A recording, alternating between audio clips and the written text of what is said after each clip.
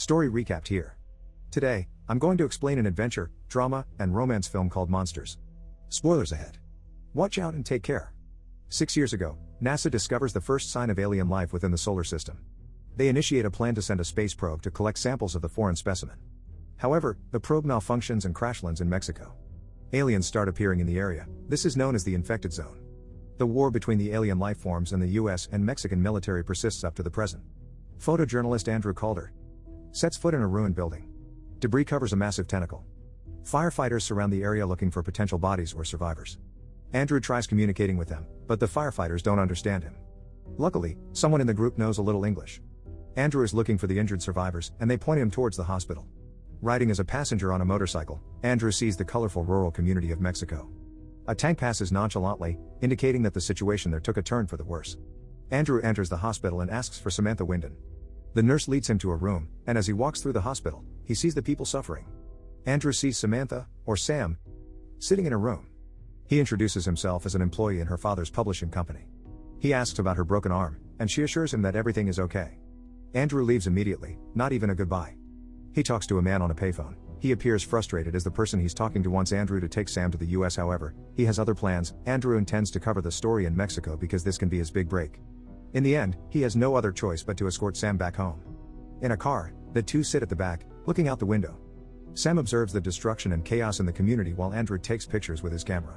Sam asks the driver if he feels safe living in the area, to which he replies that they have nowhere else to go, so they make do with what they have.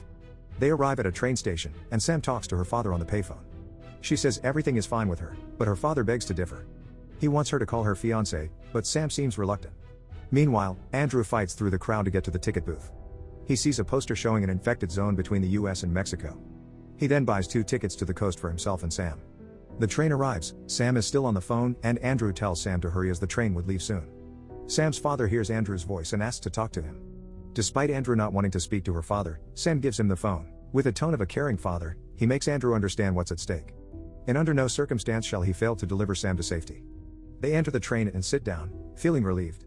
Sam converses with Andrew. They talk about his photography and his desire to get his photos on the publication's front page. He helps remove her arm sling, and they proceed with some small talk. They get to know more about each other, then Andrew catches a glance at Sam's engagement ring, which quickly changes his mood. Sam's fatigue finally catches up to her while Andrew continues to take photographs. He takes photos of the scenery, military helicopters, and abandoned toxic materials. Flashes of light from explosions can be seen beyond the mountains in the train's direction. Sam carefully makes her way to Andrew to inform him that the train will turn back because of mishaps in the way. They get off the train, but Sam thinks it's a bad idea. Andrew assures her that they're miles away from the infected zone. The train leaves, and there they start their journey on the cold, dark road. Andrew tries to talk to a local, but Sam interrupts. She speaks Spanish and tells the woman they're lost. The woman invites them to her home and provides them a map. They communicate and find out that they're far from the coast and can't get there by train because the tracks are damaged. In the next 48 hours, Sam and Andrew need to reach the coast as the military will soon initiate a 6-month border lockdown. Knowing the journey ahead will be gruesome and tiring, they spend the night in the woman's home, eating and having a bit of banter with one another. The woman asks if the two are married, and Sam laughingly says no. Andrew voices out that he's single. Andrew contemplates something while watching the news but soon falls asleep. Andrew takes a picture of a bunch of kids playing.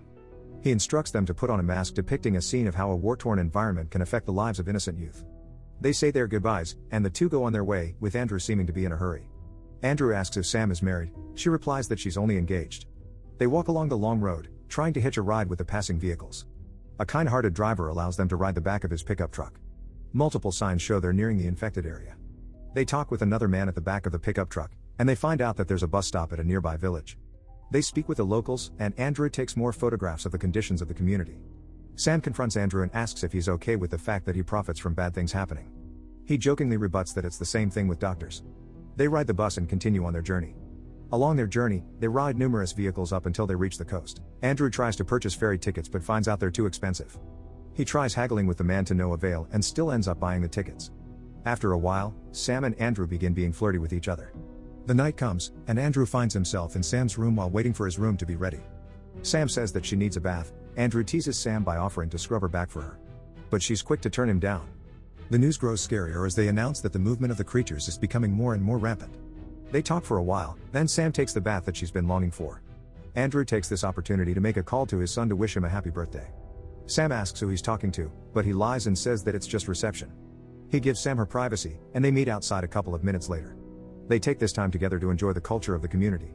They eat, drink, and experience all the wonders the place can offer, seeming like this is the calm before the storm. However, the vibe suddenly changes when they enter a cemetery. What meets them is the heartbreaking sight of men, women, and children who died because of the aliens and the military's bombs. The happiness in their faces is quickly replaced by sorrow and grief. They sit in a local shop while drinking alcohol. They talk about what lies ahead for Sam. She plans to get home to her fiancé, get married, living their version of a happily ever after. Andrew is jealous, but not because she's getting married, but because her future looks more fun than his. They celebrate the night away, drinking and laughing. Andrew rambles on about dolphins, and the random conversations continue, leading them to Sam's room. Words from his mouth seem to be endlessly pouring out, feeling as if he doesn't want the night to end. He jokes about his room not having air conditioning and Sam's room having a king-sized bed. Even though Sam laughs at all his jokes, she doesn't give in to his quips. Andrew's patience grows thinner, so he asks if she wants to make out. But like all his past advances, it fails, and she leaves him hanging once again. Sam lays in her bed, and she opens the television that coincidentally plays a documentary about the alien creature's mating process. This leads to her calling her fiancé, who is too busy to pick up. Meanwhile, Andrew's night is just getting started. He's at the local shop, drinking as many shots of tequila as he can. The morning comes, Andrew awakens on his bed naked with a woman. He hears a knock and opens the door to see Sam. They say their good mornings, and she invites him for a cup of coffee. Andrew accepts her invitation and asks for a moment so he can get ready. Sam sees the woman in Andrew's bed and quickly retracts her invitation. Sam is visibly hurt, appearing that the sight of a woman in Andrew's bed had ruined her morning.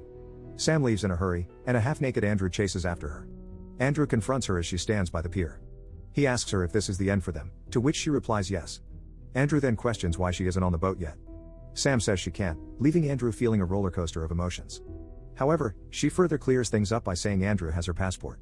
Andrew hurries back to his room to get the passport. He scours his room but couldn't find their passports. Feeling defeated, they return to the ticketing booth and resort to demanding another ticket. The man cannot give another ticket because the military has begun initiating the lockdown. Sam butts in, suggesting that she'll travel by land if she needs to. They negotiate the price for the journey, accounting for transportation, protection, and bribery. They will need $10,000. Andrew tries to trade in his watch and camera, but the man doesn't accept. Leaving her with no choice, Sam gives up her engagement ring. Andrew is shocked. He finally realizes the consequences of his actions, and the guilt eats him up. The man accepts the ring and gives tickets to both Andrew and Sam. The two arrive at the checkpoint of the entrance into the infected zone. They get through after bribing a guard. More negotiation occurs, and they finally board a small boat. As the group sail through the body of water, peace radiates as the relaxing sound of birds chirping and the motor running fills the silence. They dock the boat for a while to refill gas. Sam relieves himself behind a building. Suddenly, they hear a creature howling. The guards are on high alert, readying their weapons. The two return to the boat, but Sam looks uneasy and keeps turning back to the direction of where the howl came from. On the boat, they talk about Andrew's son, Tommy. Delving more into his personal life, Andrew tells a story about his ex. And how it took her 2 years to let Andrew know that he has a son, only to tell him not to consider himself as Tommy's father. Andrew then changes the subject. In the middle of the river, the boat breaks down. The sun starts to set, and the boat remains at a standstill. Darkness isn't the only thing that stalks the group, as a disturbance in the water alerts them. Sam shines a light into the water while Andrew takes photographs. A fighter jet ascends from the depths of the river. Not long after, tentacles come rising, pulling the plane down. Sam tells the men fixing the motor to hurry up. Luckily, the engine starts back up, and they speed away. The sun rises, and along with it is Sam, waking herself up to see the beautiful scenery. As they pass along sunken vessels, they see bloody handprints. A group of armed men meets the two. They're the next group that'll escort them through the infected zone. The night arrives, and the group camps out in the wilderness. Their destination is close, and they will soon start their journey after another family accompanies them. The group tells tales about the creature's appearance and behavior. American planes drop chemicals around that area, and the creatures despise it. Andrew asks why they drop chemicals, to which a man replies that it's to rid of the infected environment. Andrew and Sam soon find out that the creatures aren't the only thing that makes up the infected zone, but rather, the trees in the area are extraterrestrial as well. With every touch, the trees react. The man further explains that these are premature alien life forms. When they mature, they submerge into the river and into the oceans to reproduce. Back at the camp, the two share an intimate moment as Andrew rebandages Sam's arm. The danger of their situation continues to grow, but their feelings for one another prosper. The night resumes, and a man uses Andrew's camera without his permission. Chaos and gunshots from a walkie-talkie wake up the group. They quickly ride out, interrupting Andrew, who frantically looks for his camera. Vehicles line up, and in one of them, Andrew and Sam sit all confused and worried. They ask what's going on, but a man denies an answer and demands them to stay quiet. The men start putting gas masks on, and Andrew complains why they don't get to wear them as well. They hear a creature screech, and the vehicle in front of them gets abducted by the monster's tentacles. The group of men exit the vehicle and start firing at the monster. The gunshots stop, and the creatures close in on the two. Andrew punches the lights out, hoping that'll be enough to eliminate any trace that they're there. The creature walks past them, and they are relieved. The following day, Andrew exits the vehicle and inspects the area around them. He sees a car stuck in the branches of a tree and calls out for any survivors. He throws up as he tries to get near the remains of a mangled man. He then retrieves his camera. They find that they're the only ones left alive. Sam continues to call out Andrew, but he still ignores her. He sees the corpse of a young girl while walking through the destruction that the creature left. He pays his respects and covers her up. Sam struggles to hide her shock. Andrew grabs another gas mask, and the two continue to reach their destination. They walk along the hills, the grass, and the forest. Sam asks Andrew to stop as she has to pee. As she relieves herself, Sam sees a temple. They climb up and see the wall separating America from the infected zone. They contemplate their experiences, realizing a different perspective of looking at America from the other side of the wall. And that the difficulties and horror won't matter as soon as they get to the other side. With a teary eye, Sam changes the topic this time around. They talk about something funny, like how Sam practiced laughing when she was young. Andrew teases her because of this, and they share an even more intimate moment than the last time. The next day, they begin their final trek. The two talk more about Andrew's personal life until they reach the border. No one is there, so they climb up, making their way to the evacuation site.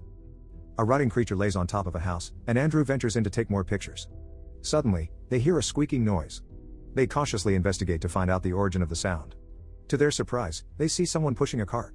The woman halts as soon as she hears Sam call out to her. The two take a closer look, and the woman is seen wearing an American flag around her neck. Sam asks if the woman has seen anyone else. Weirdly enough, she replies by furiously quacking. The two are taken aback by what the woman did. She goes on his way, saying she has something to do. They find themselves 3 miles away from the evacuation site. In the distance, they see the light from a gas station. They dialed 911, and reports that they need assistance. The woman advises them to stay where they are as an army patrol is nearby and is on their way. Andrew makes a phone call outside to greet Tommy with a happy birthday. Tommy says he misses him, making Andrew choke up a bit. Andrew becomes more emotional as he talks more with Tommy. He promises to catch up with him as soon as he gets home. Meanwhile, Sam is inside also making a phone call to her fiancé. While talking, she sees a frustrated Andrew sitting outside. She says goodbye to her fiancé and tells him she loves him but looks at Andrew as she speaks the words. Unbeknownst to the two, a monster has appeared on top of the gas station. Sam is unaware and hears the door opening. She sees tentacles making their way into the store. Sam notices that the creature's tentacles absorb energy from the television. She turns it off, and the creature leaves the store. Outside, another creature appears and the two monsters interact. They connect and mate with one another, displaying a mesmerizing scene. The two went their separate paths, leaving Andrew and Sam dumbfounded by what happened.